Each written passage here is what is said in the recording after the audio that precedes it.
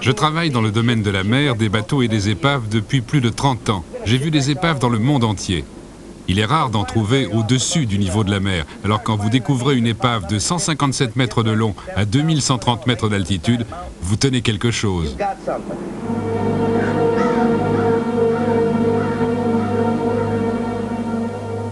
Au cours du siècle dernier, des centaines d'expéditions ont gravi le mont Ararat dans l'est de la Turquie à la recherche de l'arche de Noé.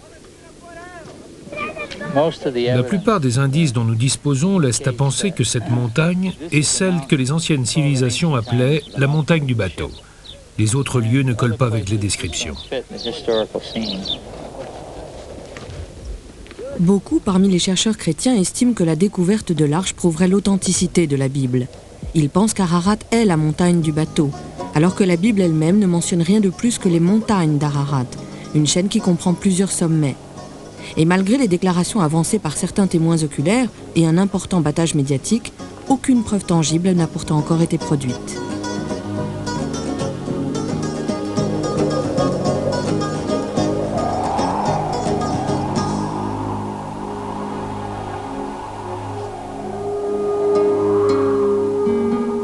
Ce qui pousse ces chercheurs, c'est un récit, le premier et le plus effrayant inscrit dans les archives de l'histoire. Pour certains, il s'agit d'une légende, d'un mythe. Pour d'autres, de la fidèle relation d'une intervention divine qui détruisit l'humanité.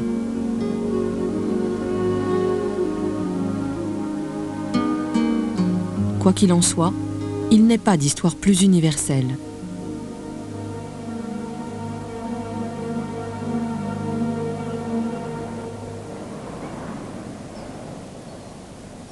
Parmi tous les aventuriers qui se sont lancés à la recherche de l'arche, il en est un qui a passé sa vie à examiner des épaves de bateaux.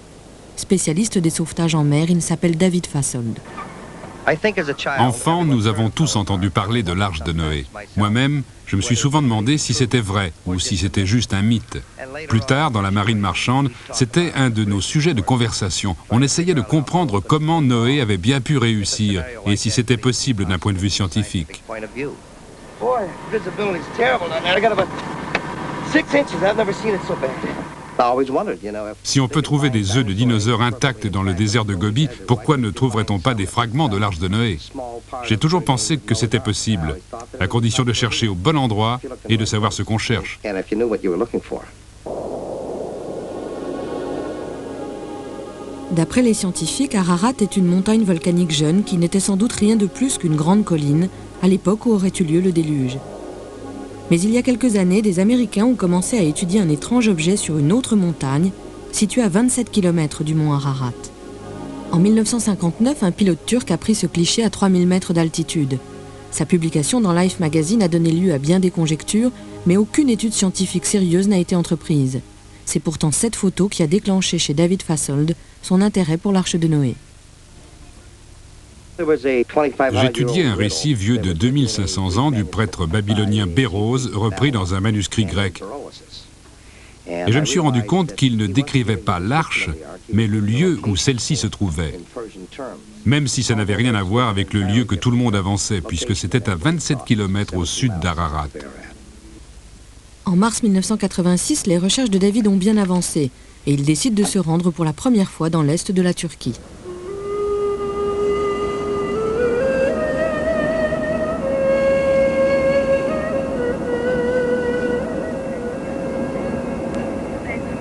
Ça doit être formidable de pouvoir laisser quelque chose au monde, une sorte de contribution personnelle. Et pour moi, ça semblait le bon moment.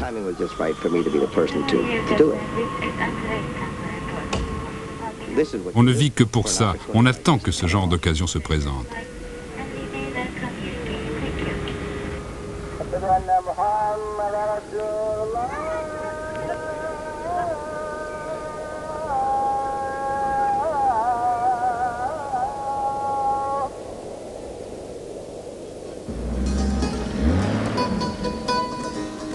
Pour aller d'Ankara, capitale de la Turquie, à la frontière est du pays, David Fassold parcourt 800 km à travers une des régions les plus désolées du Moyen-Orient.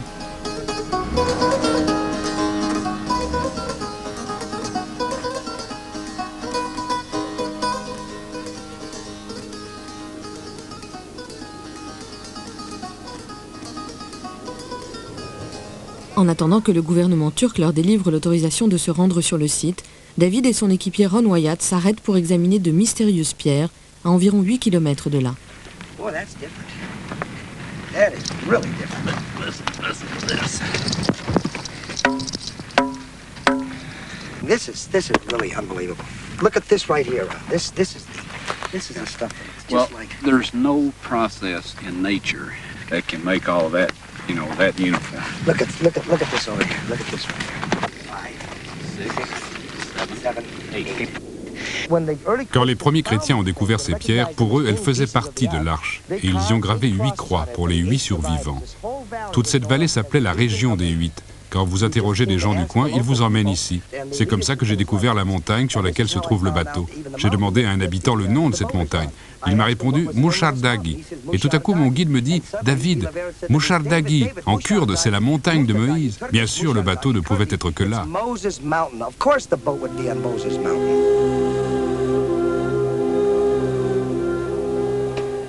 Quand je suis arrivé sur le site, c'était absolument incroyable. Il faut y être pour comprendre tout ce que ça implique. C'était une épave, c'est sûr. Je pouvais presque voir les poutres du pont supérieur parfaitement alignées. C'était comme marcher sur les douves d'un énorme tonneau éventré. On voyait clairement qu'il s'agissait d'un gigantesque bateau, aux extrémités en pointe, complètement écrasé dans la boue. C'était absolument incroyable.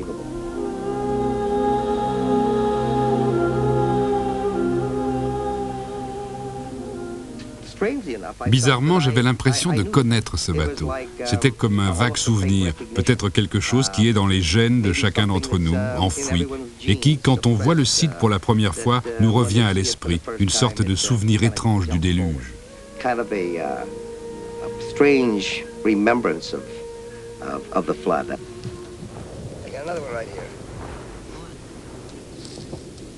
David mesure le site et commence une longue série de tests.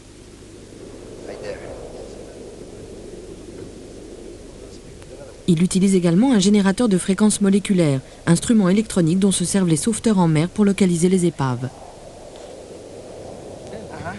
Bien que ressemblant à une baguette de sourcier, ce générateur est un instrument sophistiqué qui permet de détecter les fréquences moléculaires de différents éléments. Dans le cas présent, le fer. J'ai vu tout d'abord que le seul métal ou minéral sur le terrain était le fer, et qu'il était disposé de façon symétrique. Cette forme mesure 157 mètres de long sur 42 mètres de large, ce qui, en mesure ancienne, équivaut à 300 coudées sur 50. C'est énorme, même par rapport à ce qu'on construit de nos jours. Quoi que l'on pense du voyage de Noé, l'enquête que David Fassold entend mener requiert une connaissance des sciences de la Terre qui va bien au-delà de son savoir maritime. J'ai eu la chance de travailler avec John Baumgartner, le plus grand géophysicien du laboratoire national de Los Alamos. Il fait partie d'un groupe de recherche sur la théorie de la dynamique des fluides et il s'est beaucoup intéressé à la tectonique des plaques. Lui seul pouvait nous aider à comprendre comment cet objet en forme de bateau pouvait se trouver là. Il y a forcément eu un déplacement des plaques s'il y a bel et bien un bateau de 150 mètres de long à 2100 mètres d'altitude. Un tel phénomène suppose à coup sûr une inondation à l'échelle de la planète. Et les implications pour les sciences de la Terre sont stupéfiantes. Je suis chrétien et au fond, je ne fais aucune différence entre la façon dont j'aborde intellectuellement ma foi chrétienne et les recherches scientifiques que j'effectue. Je fais appel à des données objectives et à des méthodes rationnelles. Pour moi, la vérité est la vérité, quel que soit le domaine. Après avoir étudié les résultats des premiers tests, John Baumgartner demande un congé au laboratoire de Los Alamos et part pour la Turquie à ses frais afin de revérifier les découvertes de David et de procéder à de nouveaux tests. Entre-temps, David Fassold a recruté un autre membre pour ses expéditions. Tom Fenner est sans doute le plus grand opérateur de détecteurs radar qui soit.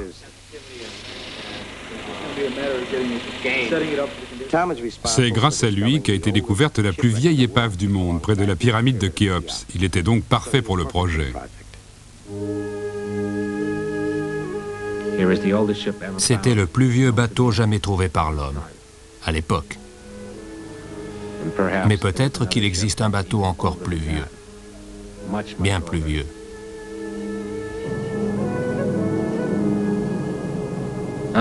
Je ne suis pas foncièrement croyant. Je suis géologue et je crois en la science. Mais je vois aussi la découverte archéologique que ça représenterait si cet objet était vraiment un bateau. Ça remettrait en cause une foule de choses.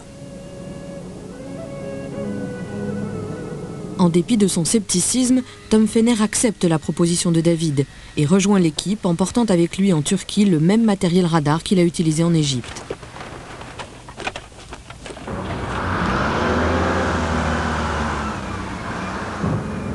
John prépare le site. Il y est depuis 10 jours, donc tout devrait être prêt à notre arrivée. On va passer la nuit à Dogoubayazit. Ça se trouve à 40 km de la frontière russe et à 3 de la frontière iranienne. C'est une région assez sensible. Là, c'est le Grand Ararat, et là, le Petit, à 27 km au nord du site.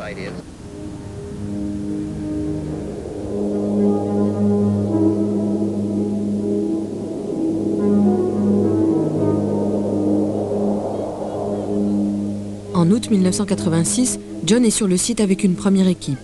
Il attend le matériel radar qui leur permettra d'explorer le sous-sol.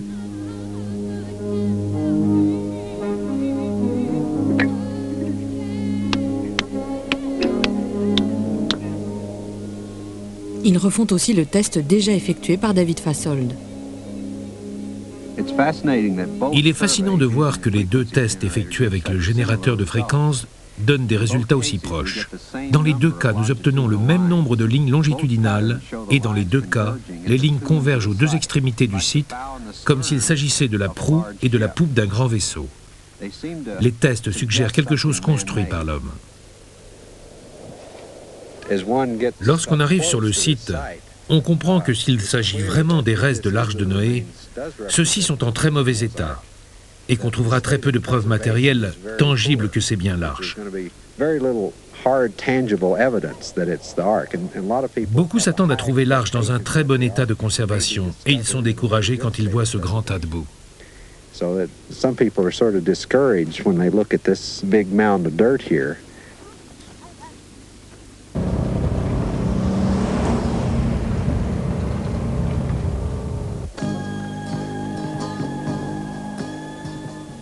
Au moment où David et Tom arrivent à Dogoubayazit, John et son équipe sont escortés hors du site par des soldats turcs. Des guérilleros syriens et iraniens ont été signalés dans la région. Ils prennent des Occidentaux en otage. Les autorités militaires turques réagissent rapidement et décrètent la loi martiale et le couvre-feu dans toute la zone.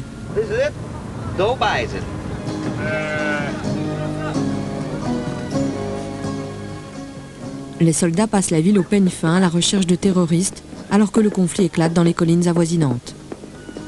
L'armée nous a fait interrompre nos travaux et nous a dit que le site était temporairement fermé pour notre sécurité. Impossible d'apporter le radar sur le site alors. On dirait. On ne pouvait rien faire de plus que de rester assis à regarder notre matériel. Rien de ce qu'on avait apporté ne pouvait être utilisé. C'était vraiment rageant.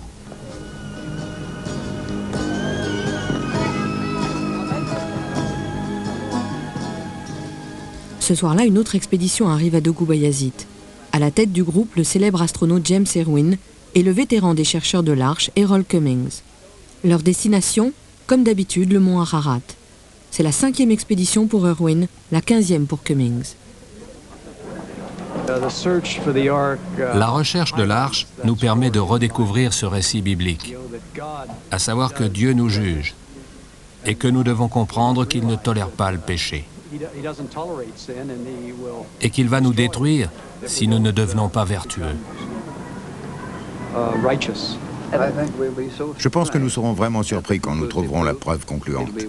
Ça dépassera notre imagination. Le système de ventilation, d'éclairage, d'évacuation des eaux usagées, de distribution de l'eau et tout le reste. C'était du beau travail. C'était un vrai bateau.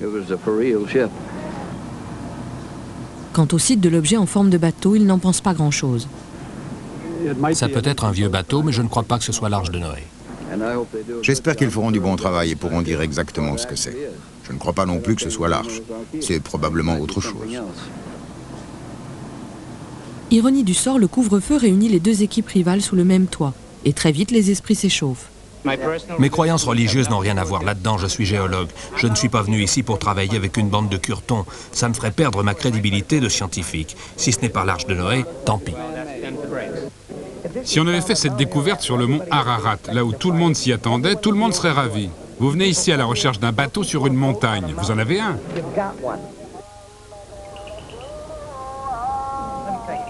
Si ce bateau se trouvait sur le mont Ararat, vous seriez ravi.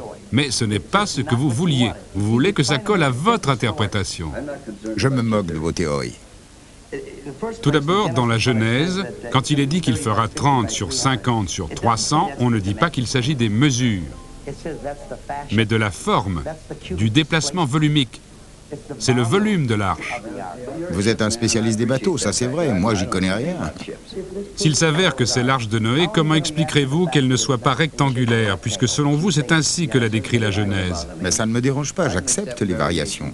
Je ne prétends pas être infaillible, mais je prends tous les éléments dont je dispose et je me fais une opinion. Moi, je vais vous dire la différence entre vous et moi. Moi, je cherche l'arche de Noé. Moi, je cherche des centaines d'histoires qui corroborent une thèse. On ne fait pas les choses à l'aveuglette. Vous n'avez rien du tout, pas de photos. Non, désolé, mais là, vous vous trompez. Je vais rencontrer un témoin oculaire qui est allé sur place 2 fois. Il habite la région. Il est allé au mont Ararat? À 2 reprises. N'importe quoi. Non, Et ils venaient d'où? Ils arrivaient de Bagdad pour aller où? je ne me souviens pas. C'est écrit dans votre livre, Errol. Ils allaient de Bagdad à Adana. Ils seraient passés par le mont Ararat? C'est ce qu'ils disent. Vous vous moquez de moi. C'est comme si je vous disais qu'en allant de Miami à San Francisco, j'ai vu en traversant le Dakota du Nord un objet en forme de bateau. C'est ridicule.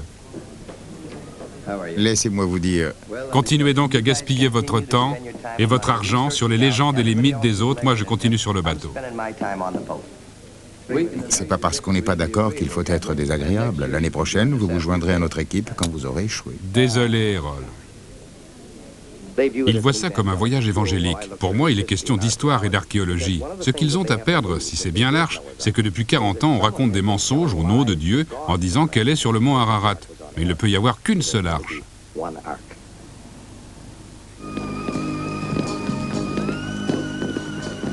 Alors qu'à l'extérieur, le conflit s'amplifie et que des correspondants de guerre affluent dans la ville, David et les autres attendent des autorisations qui ne viendront jamais. Après 5 mois de préparation, ils se retrouvent coincés dans un hôtel avec un radar dont ils ne peuvent pas se servir et un site sur lequel ils ne peuvent pas se rendre.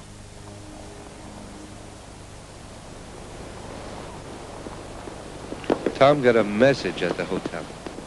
You can't telephone out of here, but what, a 3 or 4 day old telex? Well, it's dated the 19th. Today's the 22nd. For my boss at GSSI. It says that Pat delivered a 7-pound 8-ounce daughter at 5 a.m. August 19th, both in excellent condition. Please call Pat at the hospital, and there's a phone number here. With best regards, Joe Rosetta. Great. You talked to her, but the telex finally came. The only good news of the whole trip. L'attente est doublement pénible pour Tom, qui pensait avoir le temps de participer à l'expédition avant que sa femme ne mette au monde leur premier enfant. La nouvelle de la naissance de sa fille ne fait qu'aggraver sa frustration. Well, what have we got? Maybe 3 more days, 2 more days at the most. Yeah. So if we don't make it then, we'll have to call it quits. We've got to get up there. Dans cette situation de crise, l'astronaute James Irwin fait jouer sa renommée internationale auprès du gouvernement turc et réussit à obtenir l'autorisation de gravir le mont Ararat. Mais le site de l'objet en forme de bateau reste fermé à l'équipe scientifique.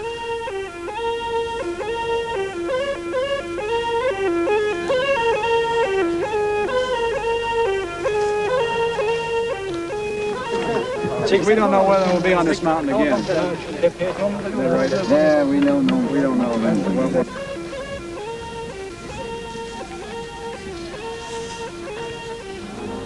Une ascension de plus de la montagne de la souffrance pour James Irwin, mais qui s'avérera inutile comme les centaines qui l'ont précédé.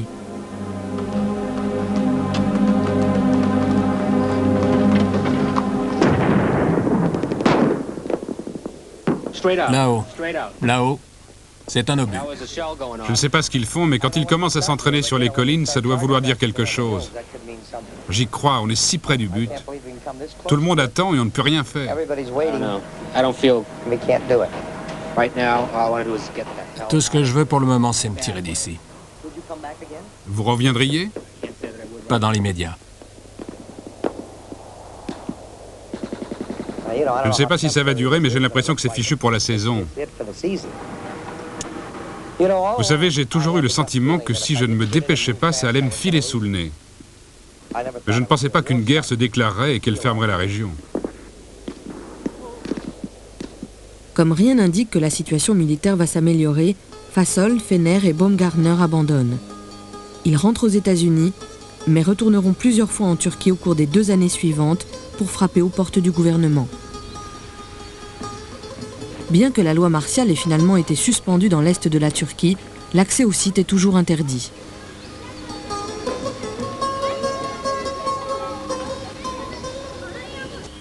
Me voici de nouveau à Ankara avec 5 cents en poche. Dommage que la compagnie aérienne yougoslave n'ait pas un tarif spécial vol fréquent. Je viens ici, je rencontre des ministres, tout le monde sourit, nous buvons du thé. Quand je parle du site et du radar, il continue de sourire et de boire du thé, puis il me serre la main et me remercie d'être passé. J'ai commencé à avoir la sensation bizarre que s'ils nous tenaient à l'écart du site, c'était parce qu'eux-mêmes y faisaient quelque chose.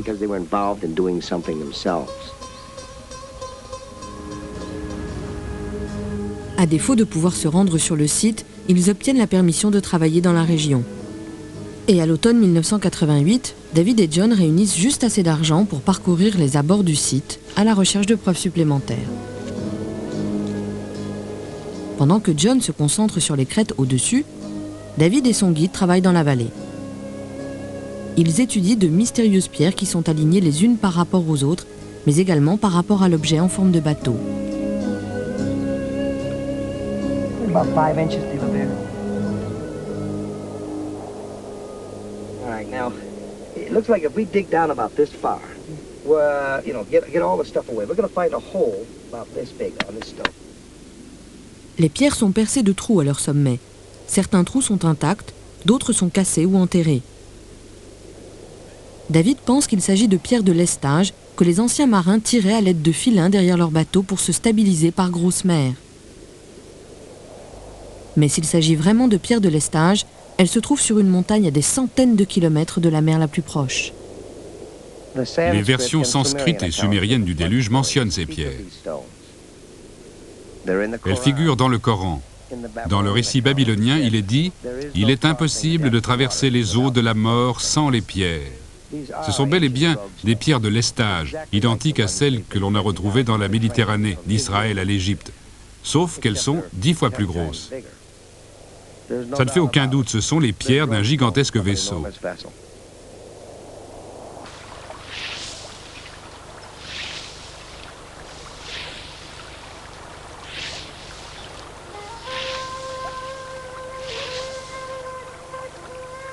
L'est de la Turquie est une terre ancestrale, où la vie quotidienne n'a quasiment pas changé depuis des siècles.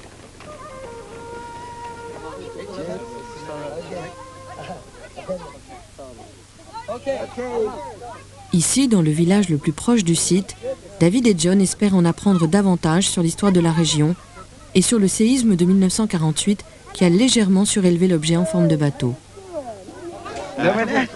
Vous avez déjà creusé le sol du village? Vous avez trouvé quelque chose? Il y a eu un déprème, un bouyouk déprème, un tremblement de terre. C'était en quelle année?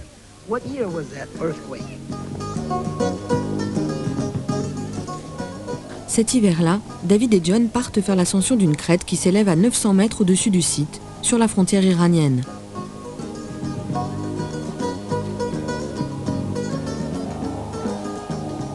C'est là que l'objet aurait touché terre, s'il s'agit bien d'un bateau.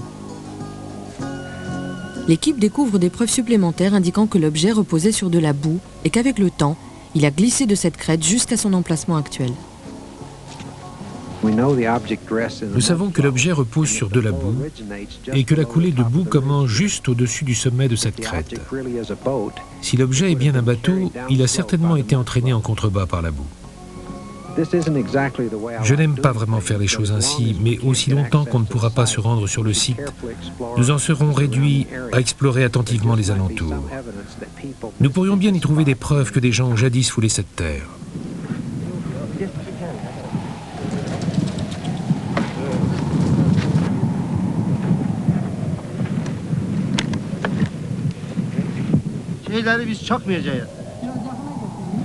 Çakmayacağız bunları hocam.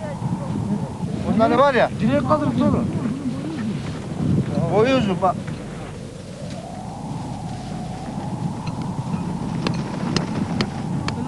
Hocam oraya geçmiyor.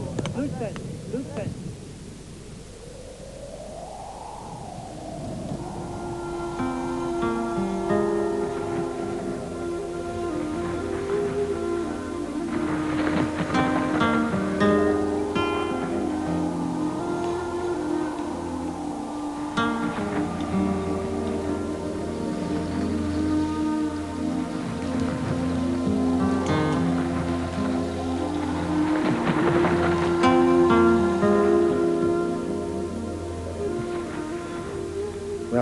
J'en ai assez.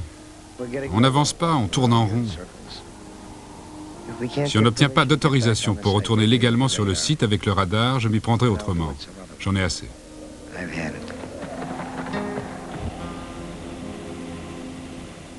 Au printemps 1989, David et Ron Wyatt prennent une décision audacieuse. Après avoir attendu 3 ans pour des autorisations qui ne sont jamais venues, David parvient à faire passer un petit radar à la douane turque et à l'AMIA de Gubayazit. Puis, avec l'aide de Ron, il réussit à l'installer sur le site, au nez et à la barbe des soldats. Le marché était que s'il endossait la responsabilité du matériel au cas où il nous serait confisqué, moi je me chargeais de le faire fonctionner. Il nous fallait filmer les résultats avec une caméra vidéo avant d'être arrêtés. Je ne peux pas en vouloir aux Turcs de protéger le site, il est à eux. Ils ont tellement été pillés dans le passé.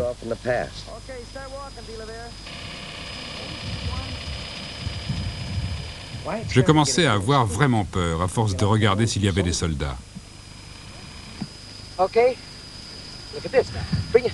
Shoot this with the camera. You know, we got to get our ass in gear, Dave. What's the matter, Ron? You don't think... Nothing is the matter. You don't want to record this? We're recording it. It's fine. Okay. We need to get out of here. Ran, I'll pack up and go to work. Well, why don't we make that sweep up there and go to the back, okay? Well... You had me sign so my okay. ass is the one all right, that's in okay. this. Okay, all right. Okay, this is the west bulkhead.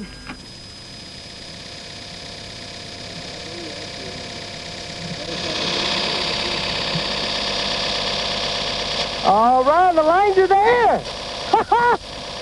The lines are there. Le radar révèle très nettement une forme et confirme les résultats du générateur de fréquences moléculaires qui avait détecté du fer à intervalles réguliers, dessinant une forme de bateau. On était fous de joie, et je me disais que même si on avait enfreint la loi en ayant fait tout ça sans autorisation, on serait vite pardonné. Mais les Turcs ne m'ont pas pardonné. Et ils m'ont fait savoir très clairement qu'en Turquie, et en particulier lorsqu'il est question de sites archéologiques, il faut se conformer aux règles. Et donc pendant 1 an, j'ai été persona non grata.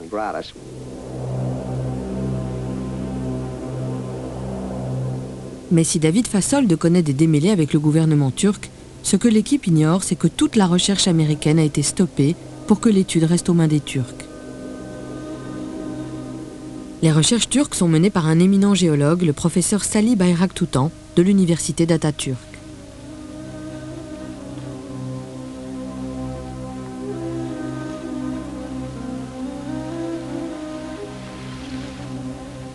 L'histoire de Noé, telle qu'elle est décrite dans le Coran, occupe une grande place dans les croyances islamiques, et elle a donc joué un grand rôle dans l'éducation de Salih.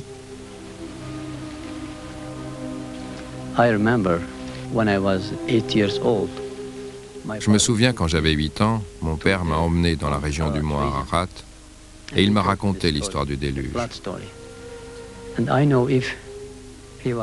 Et je sais que s'il était encore vivant, il me soutiendrait dans mon travail et il serait très fier de moi.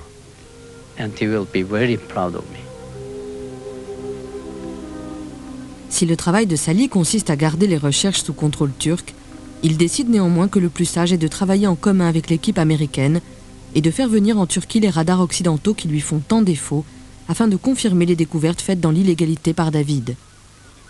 En dépit des efforts de Salih, David paiera le prix de son audace. Cet été-là, le gouvernement turc lui interdit de rejoindre les autres sur le site.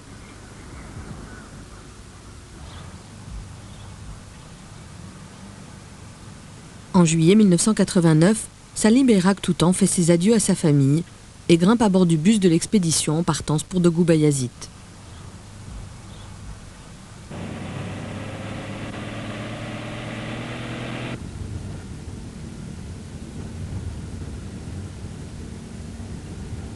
Le voyage commence dans la joie. L'équipe turque menée par Salih est composée d'étudiants et de chercheurs de son université.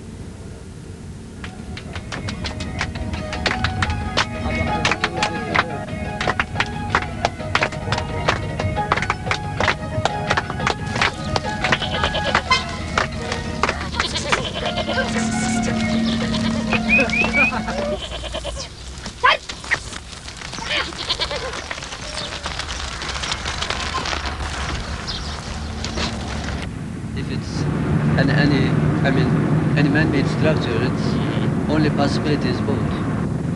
How about the impact on the community as the science community? This is something that is not supposed to be here. You know what I mean? Yes.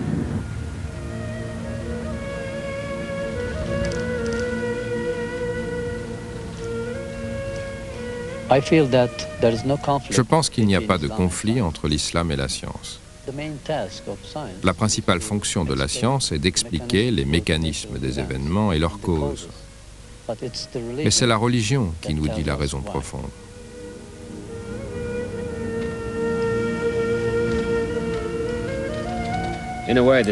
En un sens, c'est un suicide professionnel. Il y a peu de place pour la religion en géologie. 3 ans exactement après leur arrivée sur le sol turc avec le radar, Tom et John sont enfin sur le point de poser le pied sur le site. Surveying resolution doesn't need to be much better.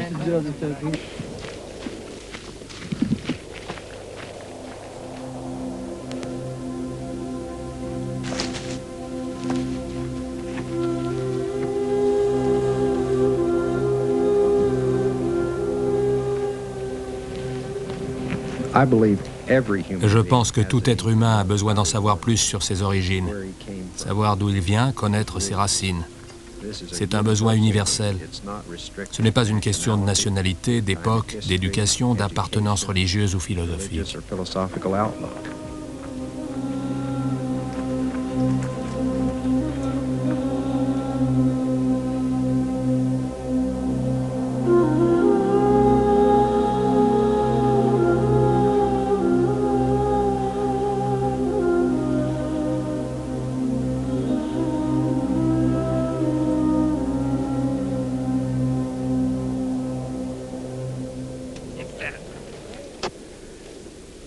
The acid test. The radar's going to perform, I'll know. Whether it's going to be easy or whether it's going to be hard. À l'aide du radar, Tom et John espèrent sonder plus profondément le site et obtenir une image en 3 dimensions qui pourrait leur donner des preuves supplémentaires d'une structure faite par l'homme.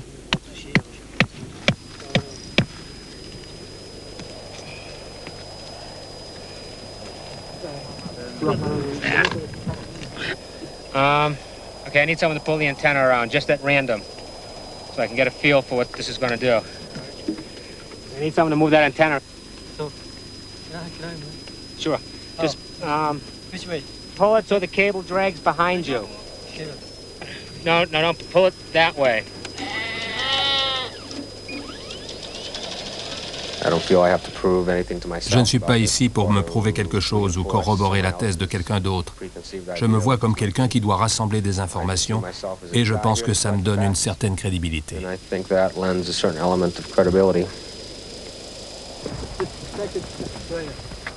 Au cours de ces dernières années, le radar a remplacé une grande partie du travail préliminaire des fouilles archéologiques.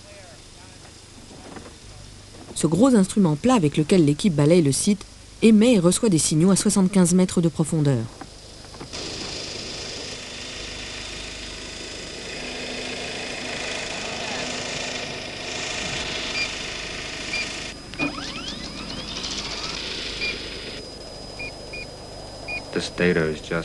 Les résultats sont désespérants. Il n'y a rien. I see nothing in it. Penetration's terrible. Well, I don't see anything but noise, do you? Okay. We'll go up at quick stakes every meter so we can make the traverses a little faster.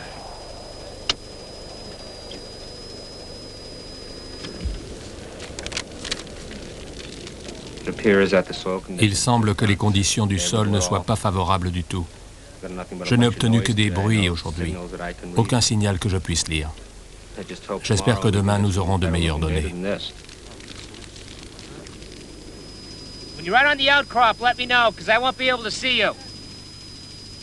Le travail se poursuit pendant 3 jours, sans changement notable dans les résultats du radar. Les données ne laissent entrevoir absolument rien qui puisse indiquer une structure construite par l'homme. Ou alors le radar ne la détecte pas. L'Arche de Noé. La farce de Noé, plutôt. Je crois qu'il n'y a aucune chance que ce soit un bateau.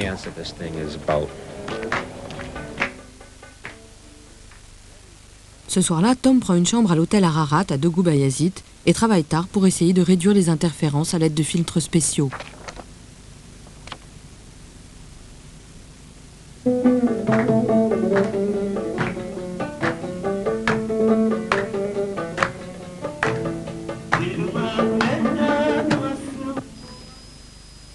Petit à petit, une forme étrange se dessine.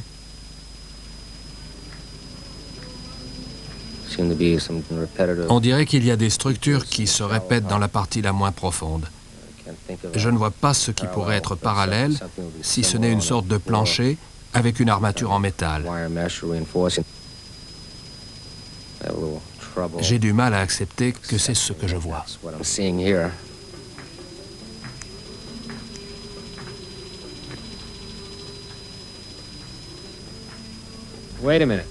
Attendez, des lignes parallèles se dessinent, en forme de V, ligne après ligne.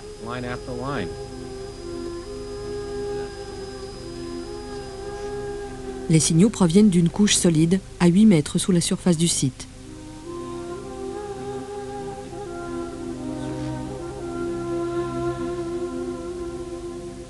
Tom se demande s'il pourrait s'agir du fond d'un bateau, un énorme bateau construit pour affronter les mers d'un orage diluvien. Quand David voit les résultats du radar, il se souvient de ce qui l'avait poussé à se lancer dans cette quête. Les récits du déluge contenus dans les documents sumériens, la Bible et le Coran.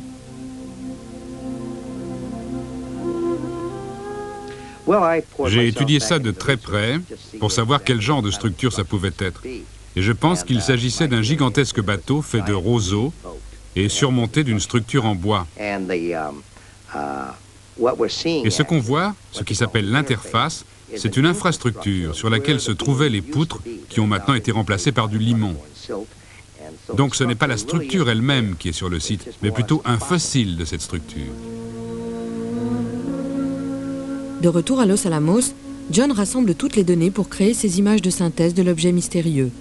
L'étape suivante consistera à creuser et remonter des fragments de la structure pour les analyser, condition sine qua non pour que le gouvernement turc puisse ne serait-ce qu'envisager le coût et les dommages provoqués par des fouilles archéologiques. Grâce aux nouvelles données fournies par le radar, les recherches passent à la vitesse supérieure et David est de retour sur le terrain dès l'été 1990. La première étape consiste à construire une route afin d'acheminer une tour de forage. L'équipe a obtenu l'autorisation de creuser 4 trous.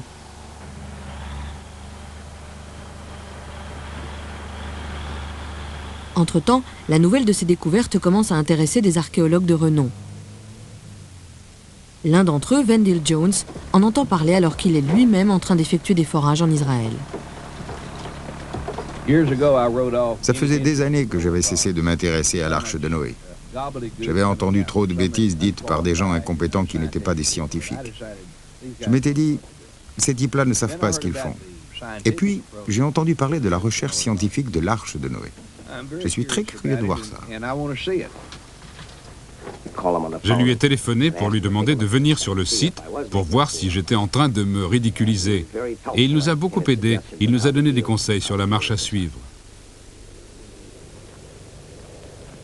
Le site se trouve juste en dessous d'Al-Judi. Or, dans le Coran, dans la sourate 1144, il est dit « L'arche a touché terre sur le mont Judi ».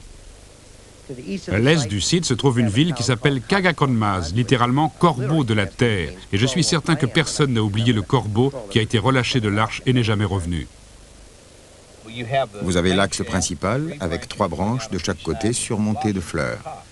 Ça pourrait bien être un chandelier à 7 branches, une menorah avec des fleurs d'olivier. Au sommet, on devait mettre les 3 lampes à huile de chaque côté. On devrait pouvoir dater ce système d'écriture. Nous pouvons dater ces formes de lettres à 50 ans près. Le temps nous le dira.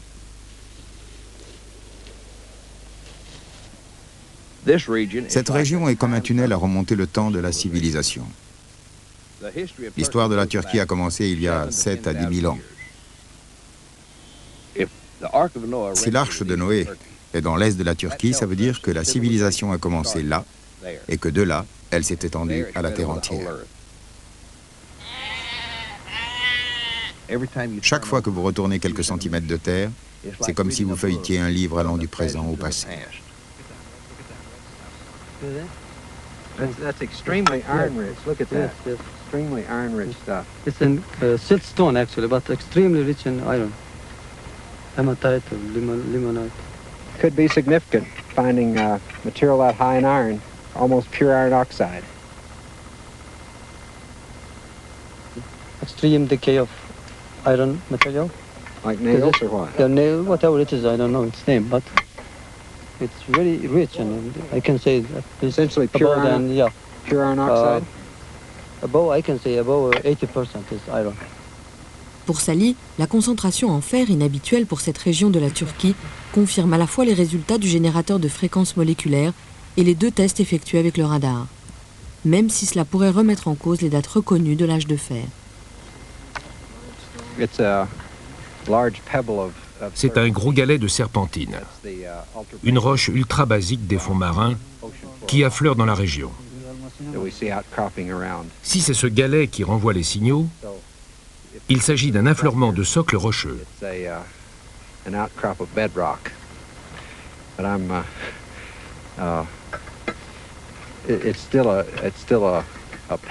Mais c'est quand même un galet. Alors il me semble que nous n'avons pas encore trouvé de couche solide de roche. À mesure que le temps passe, il devient clair que chacun interprète à sa façon les résultats du forage, et rêve et réalité commencent à se heurter. Rien de ce que nous avons rencontré jusqu'ici n'est à mon avis capable de renvoyer des signaux radars aussi puissants que ceux que nous avons obtenus l'été dernier. Le mystère reste donc entier en ce qui concerne le matériau qui a renvoyé ces signaux. Est-ce que ça pourrait être encore plus en profondeur? C'est possible, mais peu probable. On est peut-être passé à quelques centimètres. Hein? Pas vrai? Nous ne pouvons pas être sûrs que la couche qui nous a renvoyé les signaux soit continue. Il se peut qu'on soit tombé sur un trou au milieu de cette couche. Peut-être qu'elle recouvre 80% du site et que nous sommes tombés sur les 20% où elle n'existe pas.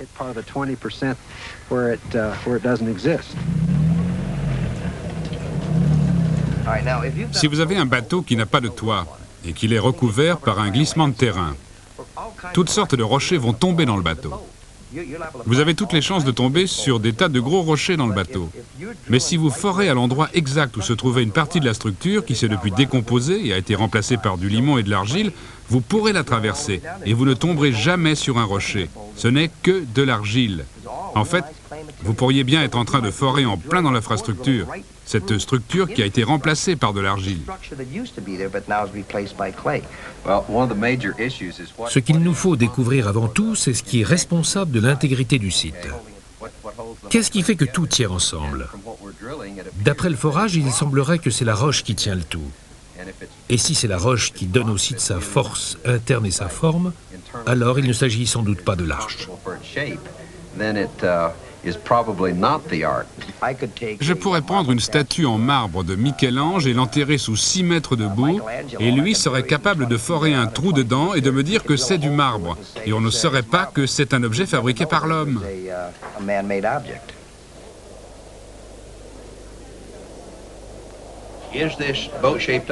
Cet objet en forme de bateau est-il une anomalie dans cette région ou est-ce un objet naturel dans cet environnement? À l'heure actuelle, je suis partagé entre une opinion tranchée et ce que je pense, parce que j'observe une distinction.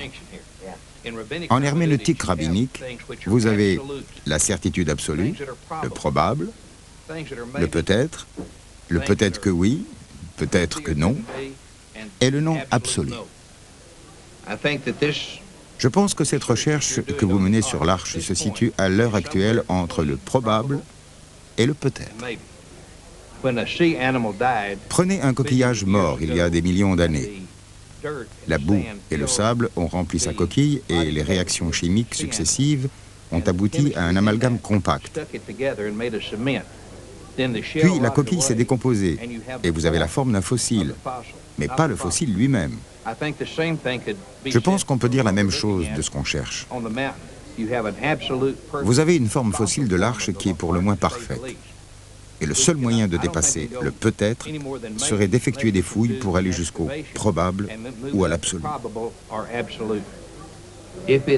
S'il s'agit d'une anomalie, il y a de grandes chances pour que ce soit un fossile de l'Arche. Si c'est naturel, c'est tout aussi intéressant, parce qu'on a là sans doute la merveille numéro 1 des 7 merveilles du monde dans cette formation naturelle qui a les dimensions et la forme exacte de l'Arche de Noé.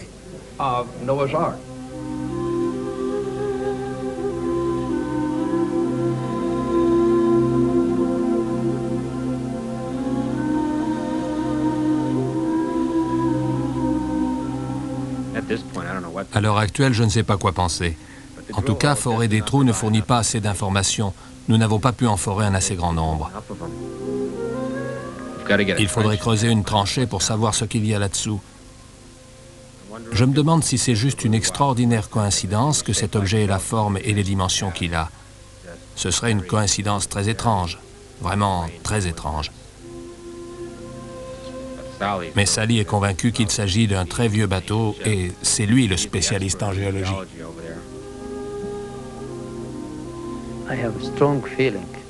Je ressens quelque chose de très fort vis-à-vis de cet objet. Pour moi, c'est l'Arche de Noé.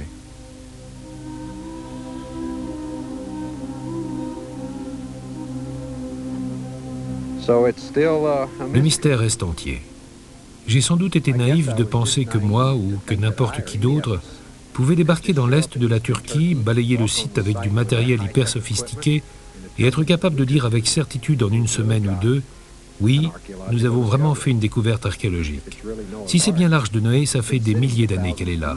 Et tout d'un coup, on pourrait arriver sur le site et résoudre l'énigme comme ça. J'aurais dû me douter que non. »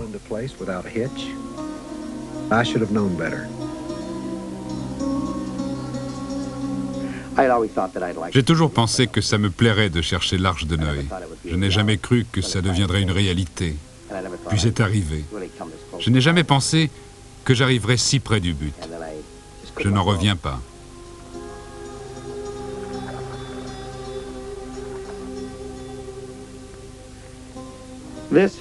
J'ai tout perdu. J'ai perdu mon travail, mon matériel, bateau, remorqueur, grue. J'ai plus ou moins quitté mon travail. Je n'ai pas pu reprendre ce que je faisais avant. J'ai perdu tout mon argent, ma maison, l'éducation de mes enfants, et ça a eu de grosses répercussions sur mon mariage aussi.